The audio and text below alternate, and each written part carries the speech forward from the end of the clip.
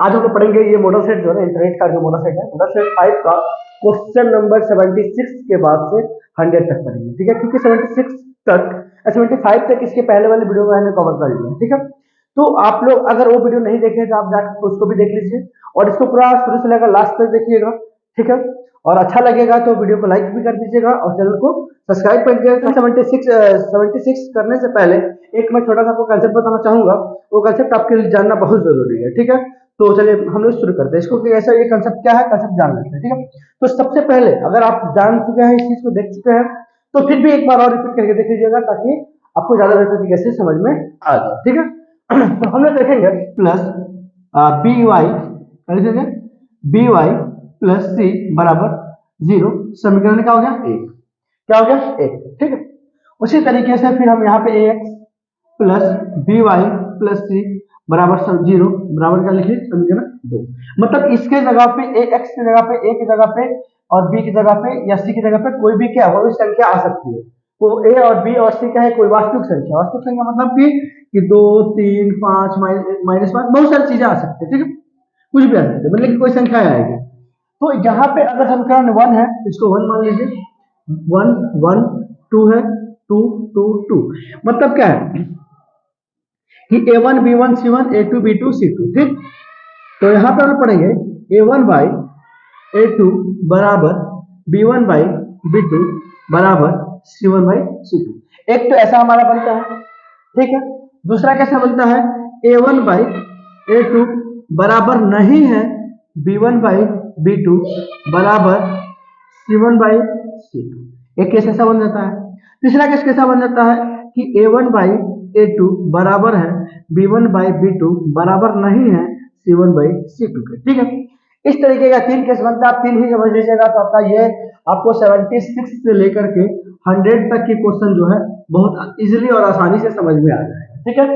तो यहाँ देखिएगा a1 by a2 b1 by b2 c1 by c2 यानी कि कहीं पे सब एक दूसरे के क्या है, इक्वल है। क्या है, कोई भी चीजें जो है एक दूसरे के इक्वल है, यानी ये कहा जाए तो मान लीजिए कि यहाँ पे तीन भाई है और तीनों भाई का एक दूसरे से कोई टेंशन नहीं है और तीनों एक दूसरे से क्या मिले जुले हैं, तो कोई दिक्कत तो होगा नहीं, है कि नहीं। तो यहाँ पे आपका अगर हल पूछा जाएगा आपसे, आप कहिएगा अनेक हल होगा। क्या होगा, अनेक हल होगा, ठीक है। अनेक हल भी कह सकते हैं या कह सकते हैं अनंत हल होगा। क्या होगा, अनंत हल होगा। पहला काम है, एक तो ये काम हो गया। चलिए दूसरा चीज आपसे पूछा जा सकता है कि इसका ग्राफ कैसे कटेगा। तो ग्राफ इसका कटेगा कुछ एक दूसरे के ऊपर कटेगा, जिसको हम लोग कहते हैं समपाती। क्या कहते हैं हम लोग, समपाती। अब देखिएगा अगर समपाती है तो ये एक लाइन, एक जो लाइन है उस लाइन के ऊपर दूसरा लाइन आश्रित है कि नहीं, तो इसको हम लोग कह देंगे आश्रित है। क्या है, आश्रित है। बात समझ में आ रहा है, आश्रित भी इसको कह सकते हैं। मान लीजिए सपोज कि अगर आप लोग पढ़ रहे हैं, आप लोग पढ़ रहे हैं तो आप अपने पिताजी के ऊपर आश्रित है, अगर वो आपको नहीं दे पैसा तो आप नहीं पढ़ पाइएगा, ठीक है ना। तो इसलिए हम कोई भी पर्सन या कोई भी चीज एक दूसरे के ऊपर आश्रित होता है, उसके बिना उसका काम नहीं चलता है।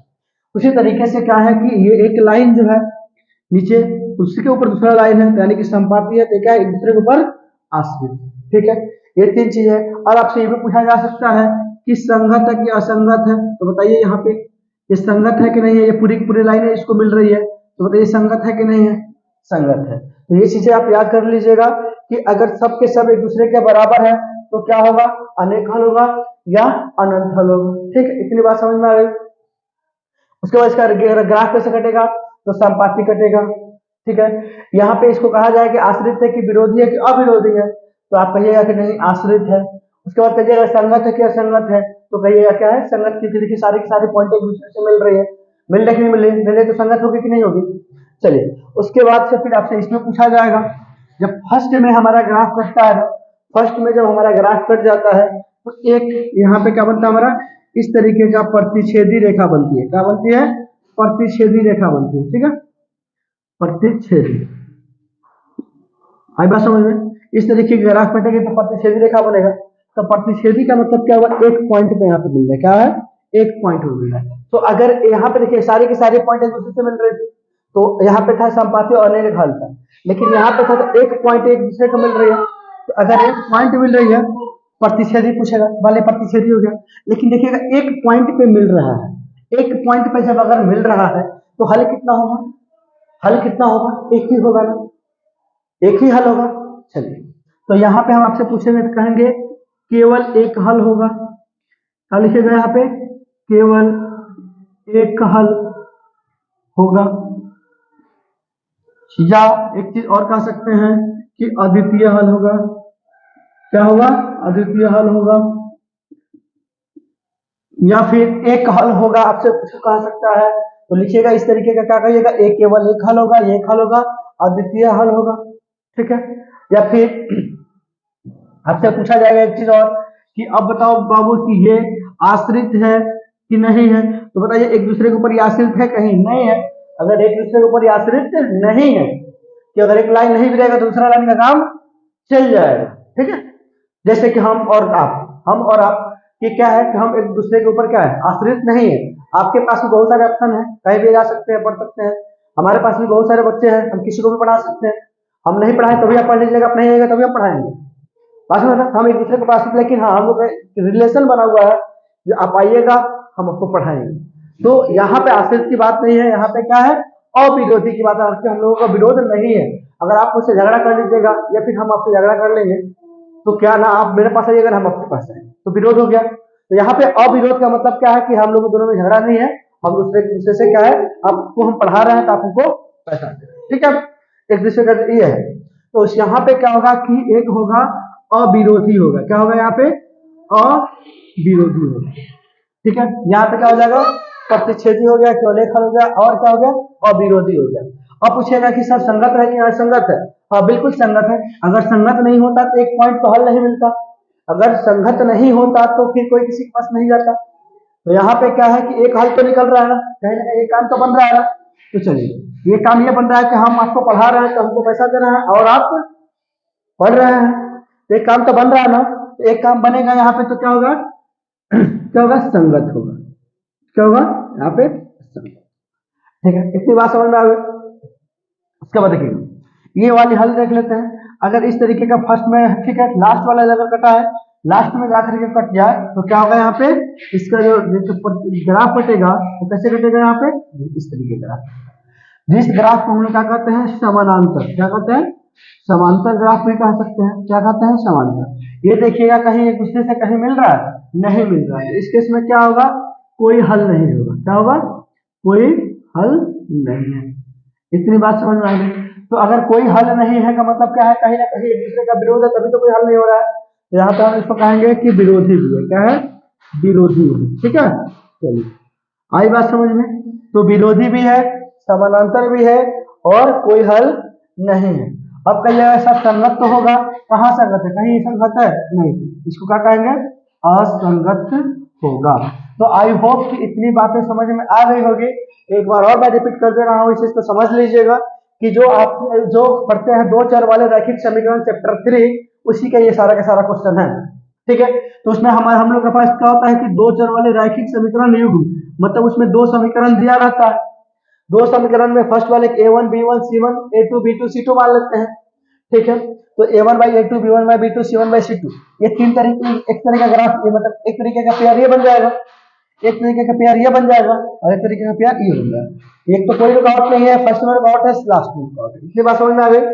चलिए जब कोई रुकावट नहीं होगा तो संगत होगा, अनेक हल होगा, अनंत हल होगा, संपाती रेखा बनेगा, और क्या होगा, आश्रित होगा एक दूसरे के ऊपर, ठीक है। अगर ये फर्स्ट में कट जाता है तो प्रतिच्छेदी रेखा बनेगा, कौन रेखा बनेगा, प्रतिच्छेदी बनेगा।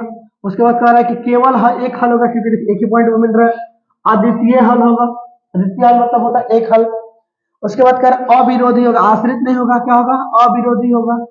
उसके बाद क्या होगा, संगत होगा, ठीक है। उसके बाद क्या होगा, यहाँ पे अगर बात करें हम लोग तो यहाँ पे देखिए लास्ट में अगर कटता है तो समानांतर रेखा बनेगा, और ये क्या होगा, विरोधी होगा।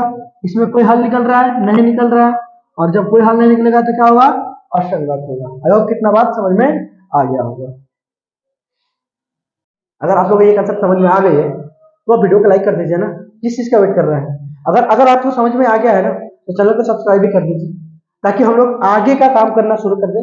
और जब आप लोग वीडियो को लाइक करते हैं और सब्सक्राइब करते हैं तो हम लोग को अलग से एक दूसरा मोटिवेशन मिलता है, अलग से एनर्जी मिलता है, डबल एनर्जी हो जाता है। एक सब्सक्राइबर पे मन में आता है कि 100 कम से कम 100 वीडियो बना दें। इसलिए आप लोगों से रिक्वेस्ट है कि वीडियो को लाइक कर दीजिए अभी और सब्सक्राइब कर दीजिए, फिर हम आगे बढ़ते हैं, ठीक है। तो अब हम लोग आ गए हैं 76 क्वेश्चन नंबर 76 पे। क्वेश्चन नंबर 76 समझिएगा क्या कह रहा है, ठीक। क्वेश्चन नंबर 76 कह रहा है समीकरण निकाल x प्लस 76 कह रहा है x प्लस 2y, ठीक है, बराबर क्या दिया है 5।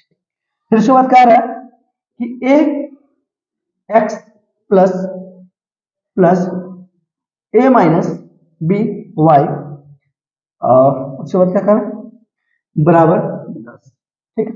कह रहा है कि अनंत हल हो तो अनंत हल कर, तो अभी हमने बताया है कि अनंत हल तभी होगा जब कोई उसमें लफड़ा नहीं होगा, यानी कि कोई रुकावटें नहीं होगी, तभी अनंत हल होगा। अगर कोई रुकावटें आ जाती है तो कोई हल नहीं है, मतलब कि कोई भी अगर रुकावटें आ जाती है, फर्स्ट में रुकावटें आती है तो फिर क्या होगी, फर्स्ट में रुकावटें आती है तो प्रतिच्छेदी केवल एक हल बनेगा, लास्ट में रुकावटें आती है तो कोई हल नहीं होगा, ठीक है। तो इसमें क्या होगा कि अनंत हल होगा, मतलब इसमें कोई रुकावटें नहीं है। तो यानी कहने का अर्थ क्या है कि हम लोग पढ़े थे a1 बाई a2 बराबर है b1 बाई b2 बराबर है c1 बाई c2, ठीक है। चलिए यहाँ आप दिखेगा कुछ नहीं, तो एक है, यहाँ दो है, देखिएगा एक बट्टा में a, दो बट्टा में y के साथ क्या है a माइनस बी, ठीक है, और ये कितना है 5 बट्टा में 10। तो आप देखिए यहाँ से आपका रिलेशन बन सकता है, यहाँ भी आपका रिलेशन बन सकता है, दोनों सब टेंशन नहीं बन सकता, ठीक है।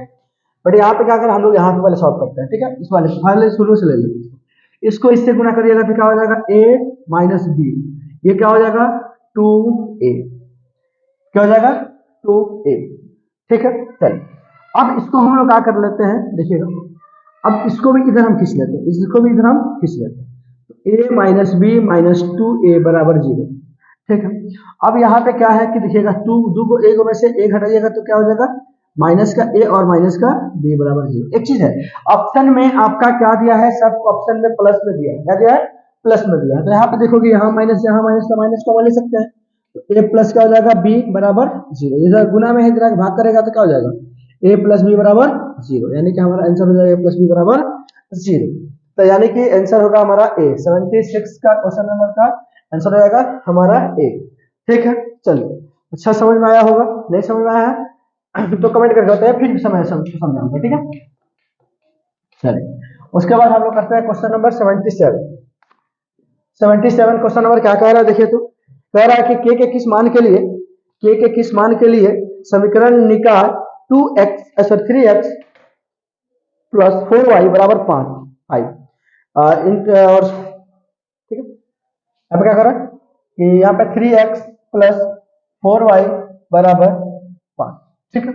और क्या कर रहा है कि 6x और ky बराबर क्या दिया है 10 के अनगिनत हल होंगे, क्या होंगे अनगिनत हल, वही चीज है अनेक हल अनगिनत हल। बात देखिए यानी कि a1 बाई a2 बराबर b1 बाई b2 बराबर c1 बाई c2, वही वाला कहानी है। तो हम लोग का आंसर यहाँ पे कंपेयर कर लेते हैं क्योंकि यहाँ पे है, ठीक है। यहाँ से भी कर सकते हैं, कोई दिक्कत नहीं, इसका भी कर सकते हैं। तो लिख देंगे 3 दूना 3 और 6 बराबर 4 बट्टा में k बराबर 5 बट्टा में 10, दोनों कर सकते हैं, कोई दिक्कत नहीं। इससे भी कीजिएगा तो वही हल निकलेगा, इससे भी कीजिएगा तो वही निकलेगा, दोनों से मैं करके दिखा दूंगा। k में 3 से अच्छा 3 कम 3 3 दूना 6, k में 1 से गुना कीजिएगा क्या हो जाएगा k 4 दूना 8, वही चीज मिला। फिर इसको भी आप रिलेशन में बना सकते हैं कि 4 बट्टा में k बराबर 5 बट्टा में, मैं दोनों करके दिखा रहा हूँ, आपको एक ही करना है, कोई एक से आपको k का वैल्यू निकाल लेना बस, ठीक है। 5 से कम 5 5 दूना 10, k में 1 से गुना कीजिएगा तो k हो जाएगा 4 दूना 8, दोनों से k निकालना, ठीक है। तो यानी कि आपका आंसर क्या हो जाएगा 8, जो कि आपके ऑप्शन में दिया हुआ है सी, इसका ऑप्शन में दिया है सी। और 77 के बाद क्या देखेंगे 78 के किस मान के लिए समीकरण निकाल के x प्लस 3y बराबर माइनस 3, और दूसरा समीकरण कह रहा है कि 12x प्लस के वाई बराबर माइनस के अनंत हल होंगे। फिर वही चीज रिपीट कर दिया यहाँ पे, देखिएगा यहाँ पे के x 3y बराबर माइनस 3, ठीक है। फिर कह रहा है कि 12x प्लस के वाई बराबर माइनस का के, ठीक है। अब आपसे फिर पूछ रहा है क्या के का मान, क्या पूछ रहा है के का मान क्या होगा, देखिएगा a1 बाई a2 सबको याद तो इधर खींच लीजिए, और नहीं भी खींचेगा तो बात वही होगा, कोई दिक्कत नहीं है। ठीक है, तो याद रखिएगा a1/a2 बराबर b1/b2 बराबर क्या है c1/c2। ठीक है, अब देखिए यानी कि यही पे लिख देते हैं k बट्टा में 12, 3 बट्टा में k और यहाँ पे -3 बट्टा में -k, किसी को ले सकते, कोई दिक्कत नहीं है। ठीक है, चलिए यहाँ पे अगर हम इसको गुना कर लेते क्या हो जाएगा, देखिए तो k में k से गुना करेंगे तो क्या हो जाएगा k स्क्वायर, और 12 में 3 से गुना करेंगे कितना जाएगा, 12 क्या है 36। तो आपको k का वैल्यू निकालना है, ना कि k स्क्वायर, इधर स्क्वायर से है तो इधर रूट बन जाएगा। रूट देखिए तो कितना का 6 के 36, यानी k का वैल्यू क्या हो जाएगा +-6। ठीक है, तो ऑप्शन में आपका दिया होगा k का वैल्यू +-6, नहीं दिया है तो कोई बात नहीं है, प्लस में दिया है 6 तो 6 आंसर दिया।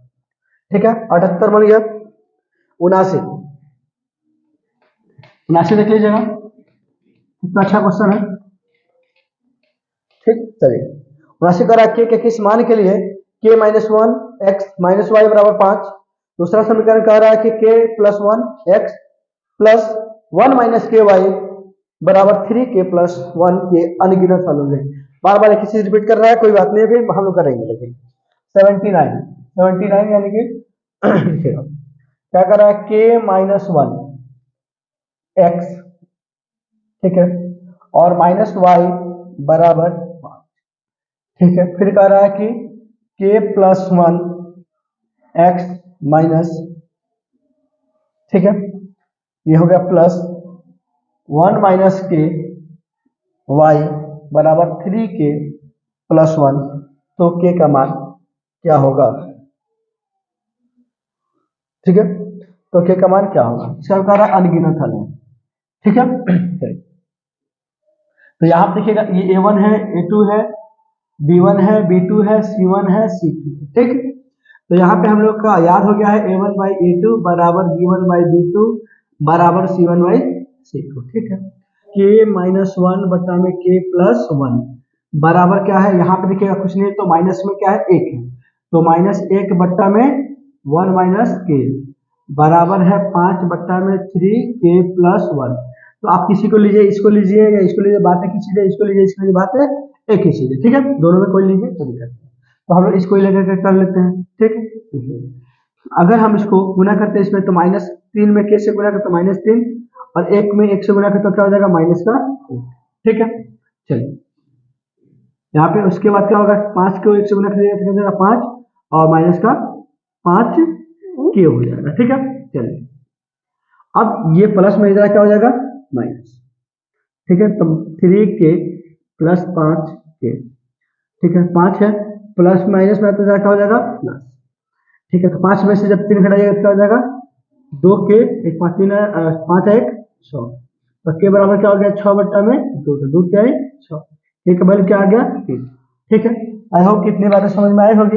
तो आपका ऑप्शन में दिया है 78 का 79 का, सॉरी 79 का क्या दिया है ऑप्शन में, बी आपका आंसर हो जाएगा। ठीक है, उसके बाद हम लोग क्या करते हैं देख लीजिएगा, आप समझ में आ रहा है।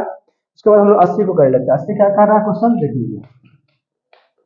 ठीक है, 80 नंबर क्वेश्चन क्या कर रहा है, के किस मान के लिए रैखिक समीकरण युग्म के, यहाँ पे 80 नंबर क्वेश्चन है, क्या कर रहा है के एक्स प्लस आई थिंक के एक्स प्लस 3y माइनस के -3 बराबर 0। इस तरीके का दिया है, क्या दिया है आपका के एक्स प्लस 3y माइनस के -3 ब्रैकेट में बराबर 0। ठीक है, ये चलिए दूसरा में दिया है कि 12x प्लस के वाई माइनस के बराबर 0 के अप्रमित रूप से अनेक हल होगा। क्या करें, अप्रमित रूप से अनेक हल होगा। फिर वहीं से लिखेगा ये आपका a1/a2 बराबर b1/b2 बराबर c1/c2। ठीक है, तो a1 की जगह पर ये दिया है तो आपको k बट्टा में 12, ये दिया है तो आपको 3 बट्टा में k, और ये दिया है तो k -3 बट्टा में -k। ठीक है, चलो ठीक है कोई बात नहीं, तो ये खत्म हो जाएगा।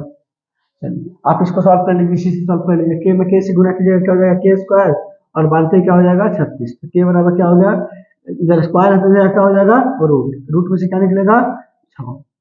ठीक है, तो क्या हो जाएगा आपका 6।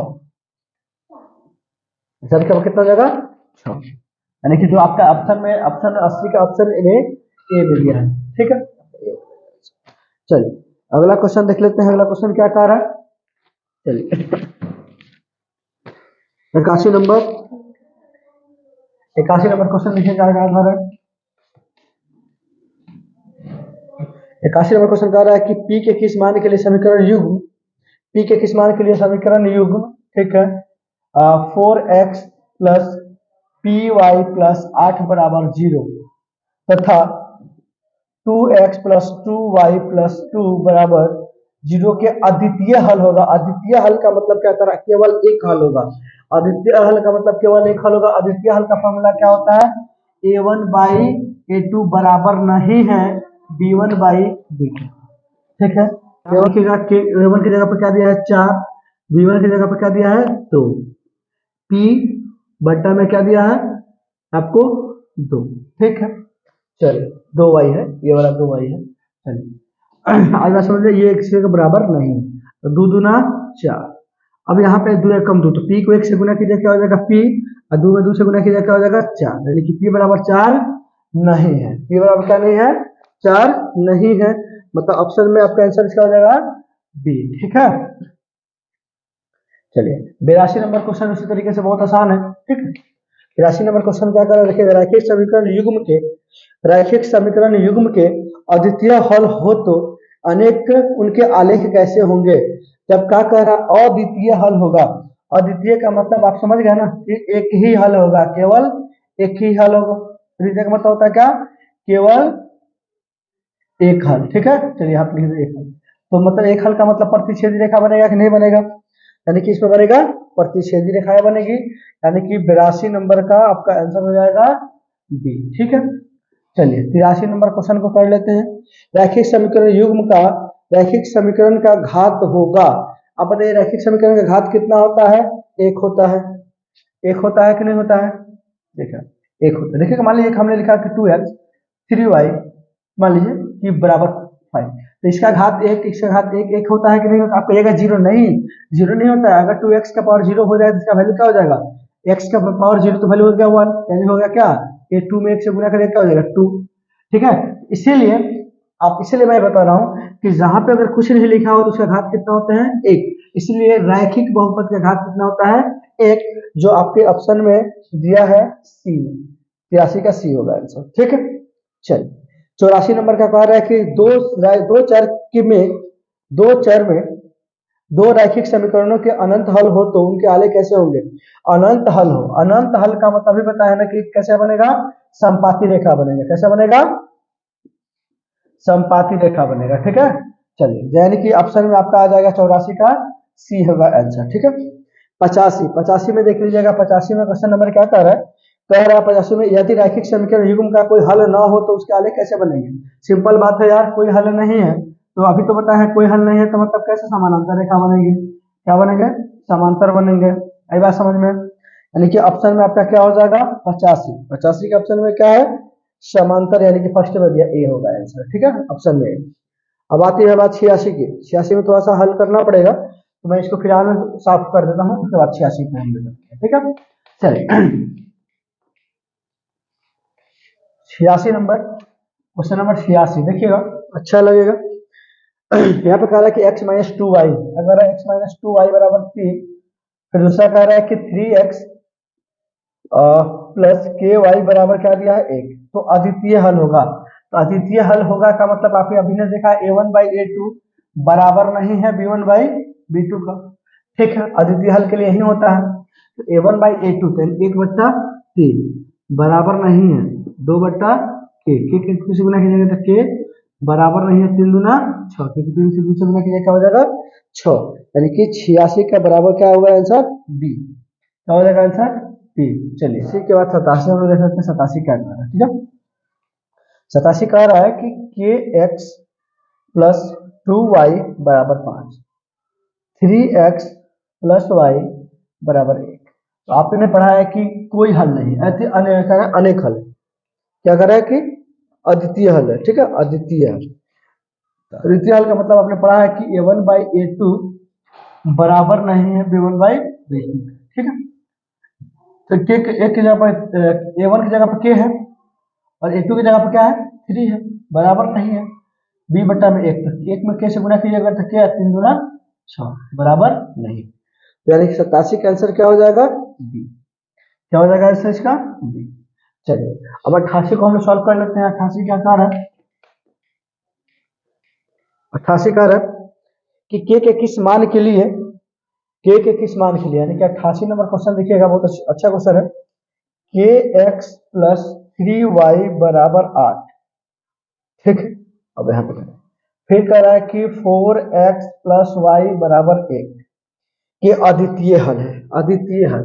अद्वितीय हल में काफी तो हमने लिखा था a1/a2, यानी कि k बट्टा में 4 नहीं है, a1/a2 बराबर नहीं है b1/b2 के, यानी कि 3 बट्टा में 1, इसको इससे गुना कीजिएगा तो k और 4 से 12, यानी कि k बराबर नहीं है 12, यानी कि ऑप्शन इसमें क्या दिया है आपका बी नंबर आंसर हो जाएगा। 88 का हो जाएगा आपका बी।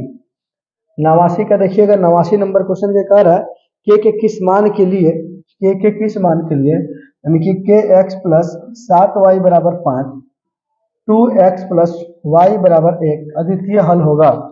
तो अद्वितीय हल होगा तो अंदर क्या है कि वही चीजें हैं, के बट्टा में 2 बराबर नहीं है 7 बट्टा में 1, तो के में 1 से गुणा कीजिएगा तो के 7 दूना 14, यानी कि के बराबर नहीं है 14, ठीक है। तो यानी कि 89 का भी आंसर निकल गया आपका, क्या निकल के आएगा डी, इसका आंसर हो जाएगा आपका डी।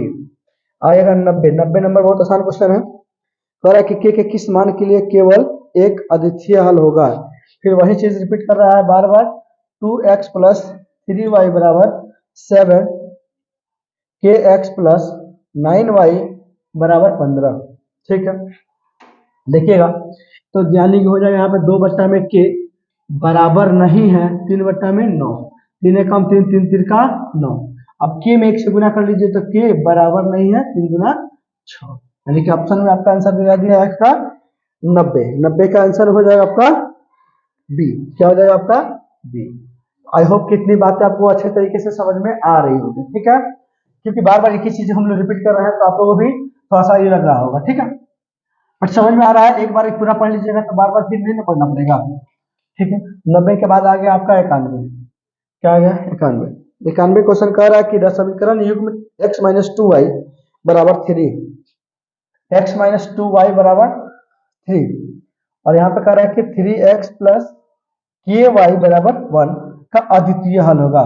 तो अद्वितीय हल का मतलब अभी ना आपने पढ़ा है, यहाँ पे कुछ नहीं तो 1 होगा, क्या होगा 1 बट्टा में 3 नहीं है 2 बट्टा में 3, ठीक है।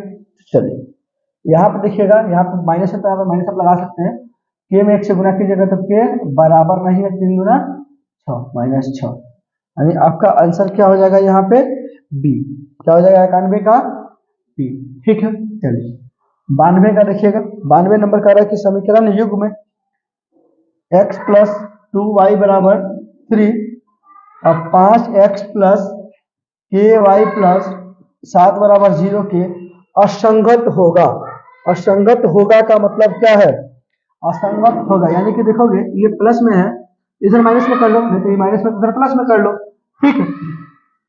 यहां देखोगे तो x प्लस 2y माइनस 3 बराबर 0, ठीक है। या तो इसको भेजते हैं फिर या फिर उसको खींचते हैं। तो यहाँ पे देखोगे a1 यानी कि कह रहा है असंगत की बात कर रहा है, असंगत यानी कि कोई संगत नहीं है, तो यहाँ पे a1/a2 बराबर b1/b2 बराबर नहीं है c1/c2, यानी कि ये जब होता है तो हमारा क्या होता है असंगत होता है कि नहीं होता है। चलो तो यहाँ पे देखोगे क्या करेंगे हम लोग, इसका संगत नहीं बनाएंगे, हम इसका हल बनाएंगे, क्योंकि यहाँ पे हमारे ऑप्शन में कहीं भी इस चीजें नहीं दिया हुआ है, ठीक है।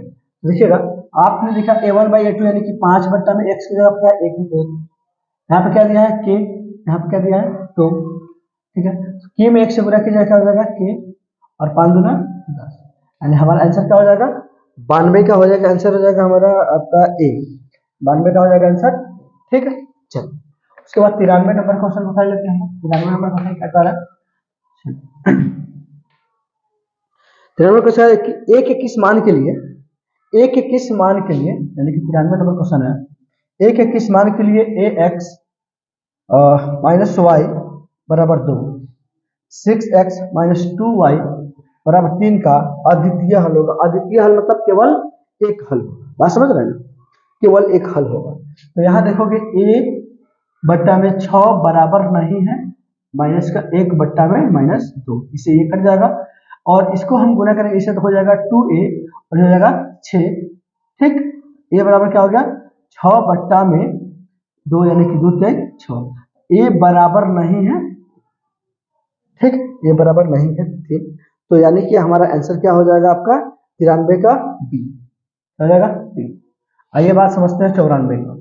94 नंबर का क्वेश्चन कर रहा है, ए के किस मान के लिए समीकरण निकाय ए एक्स प्लस 10y बराबर 0, 2x प्लस 5y बराबर 0 का एक शून्येतर हल होगा।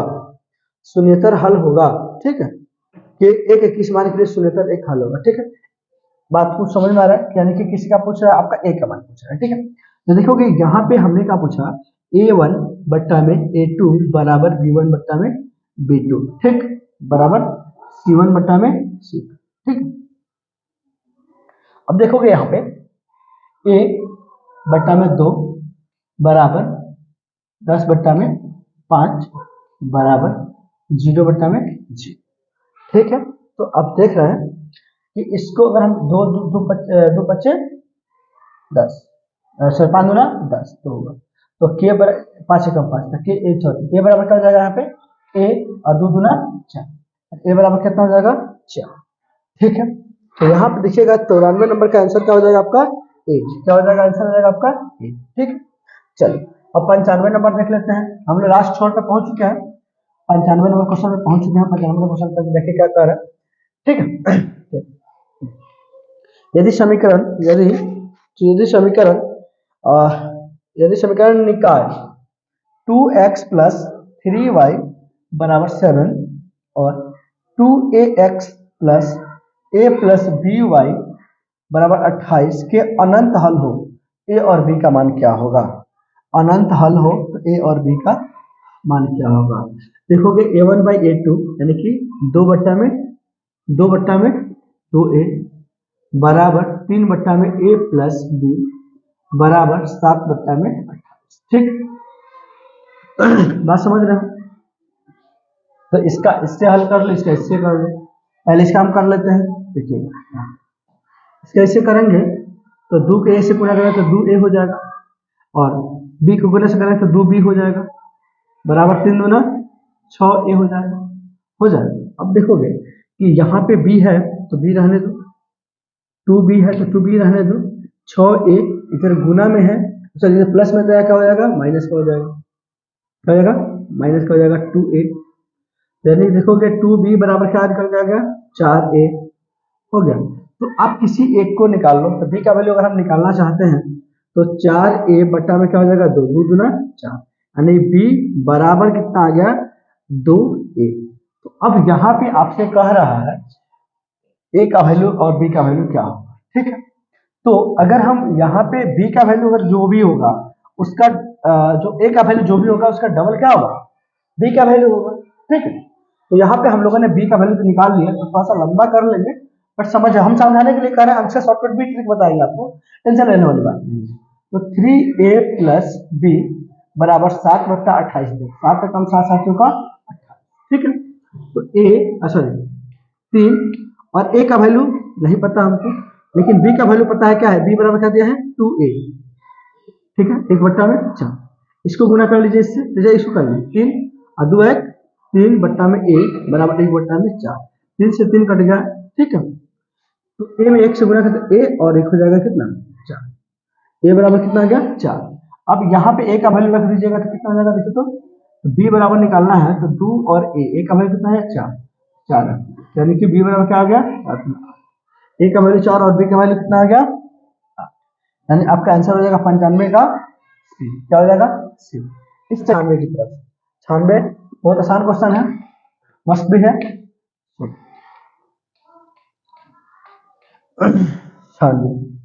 96 क्वेश्चन बना लेते हैं हम लोग। 96 क्वेश्चन कह रहा है कि के किस मान के लिए के यहाँ पे दिया के किस मान के लिए x प्लस 2y बराबर 7, x प्लस 2y बराबर 7, और यहाँ पे कह रहा है कि 2x प्लस ky बराबर 14 का संपाती होगा। अरे भाई संपाती कह रहा है, संपाती का मतलब तो और चीज अच्छी बात है।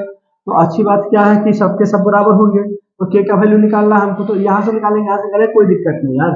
तो a1 बाई a2 बराबर होता है b1 बाई b2 बराबर होता है c1 बाई c2। तो किसी दो को मान लो बराबर, यहाँ पे मान लो इसी का a1 का वैल्यू कितना दिया 1, a2 का वैल्यू 2, और b1 का वैल्यू दिया है 2, और k का वैल्यू k। ठीक, k में 1 से गुना करोगे तो हो जाएगा k, और 2 गुना 4, सिंपल सी बात है यार। 96 का क्या हो गया आपको 4, यानी 96 का आंसर हो जाएगा आपका सी। 97 निकाल लो। रैखिक समीकरण युग्म x प्लस 3y माइनस 4 बराबर 0, 2x 5y माइनस 1 बराबर 0 है। तो इसमें क्या होगा, अविरोधी होगा, विरोधी होगा, आश्रित होगा। देखोगे इसका हम लिखते हैं, अगर यहाँ पे 1 है a1 बाई a2 बराबर b1 बाई b2 बराबर हो जाएगा c1 बाई c। ठीक है, 1/2, 3/5, 4/1। देखो तो ये बराबर है नहीं है ना, जब यही बराबर नहीं है तो इसका कौन हल निकलेगा, एक हल निकलेगा, और एक हल निकलेगा तो क्या होगा, इसका आंसर आपका अविरोधी होगा। ठीक है, यानी कि अविरोधी का मतलब क्या हो गया, 98 का हो जाएगा ए, 98 है ना, 97 सॉरी 98 का हो जाएगा ए। बात समझ में आया आपको। चलिए उसके बाद कपड़ा के लिए ठीक है, अब 98 नंबर क्वेश्चन कर लेते हैं। 98 नंबर क्वेश्चन, चलिए 98 नंबर क्वेश्चन में आए देखते हैं। कह रहा है 98 नंबर क्वेश्चन कि 2x माइनस 4y माइनस 3 बराबर 0 तथा x माइनस 2y प्लस 5 बराबर 0, ठीक है, के समीकरण निकाय होंगे। क्या होंगे देख लेते हैं। यहाँ पे क्या है 2 है तो 2/1, यहाँ पे क्या है 4/2, 3/5। देखोगे ये दोनों बराबर हो गया, तो यहाँ पे क्या है कि ये और ये बराबर है, लेकिन ये वाला बराबर नहीं है।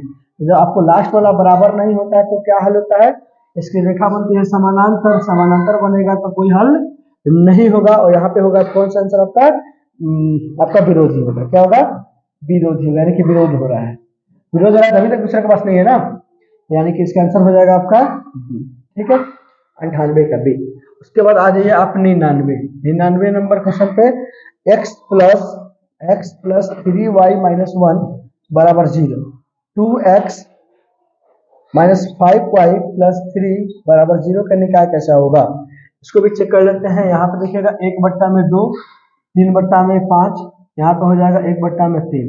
तो देखोगे भैया पहले में तुम्हारा बराबर नहीं मिला, तो पहले में बराबर नहीं मिला तो इसका हल होगा, बनेगा प्रतिच्छेदी रेखा, और प्रतिच्छेदी रेखा बनेगा इसका हल बनेगा क्या होगा, अविरोधी। क्या होगा, अविरोधी होगा, क्योंकि अविरोधी इसलिए होगा कि यहाँ पे एक हल निकल रहा है। ठीक है, क्वेश्चन नंबर 100 पे है, कह रहा है कि x माइनस 5y प्लस 1 बराबर 0, ठीक है, 3x माइनस 15y प्लस 3 बराबर 0 का निकाय कैसा होगा। लास्ट क्वेश्चन है, अच्छे से समझिएगा, यहाँ पे कुछ नहीं है तो यहाँ पे 1/3, 5/15, 1/3। देखोगे 5 से कम 5, 5 3 15, यानी कि सब क्या बराबर होगा 1/3, 1/3 और 1/3। सब के सब क्या हो गए बराबर। जब सब के सब हो गए बराबर तो यहाँ पे हो जाएगा आपका आंसर आश्रित। क्या हो जाएगा, एक दूसरे के ऊपर, जैसे तुम्हारे यहाँ रेखा बनेगा, तो जब एक रेखा बनेगा तो क्या बनेगा, आश्रित। ठीक है, आई होप कि इतने बातें आप लोगों को बहुत अच्छे तरीके से समझ में आया होगा। इस वीडियो से आपको थोड़ा बहुत भी हेल्प अगर हुई है मेरे वीडियो से, तो आप लोग वीडियो को लाइक कर दीजिएगा। जाते जाते मैं आपसे एक बार और कहूंगा कि आप मेरे चैनल को सब्सक्राइब भी कर दीजिए, ताकि आपके सब्सक्राइब करने से मुझे बहुत ही मोटिवेशन मिलती है।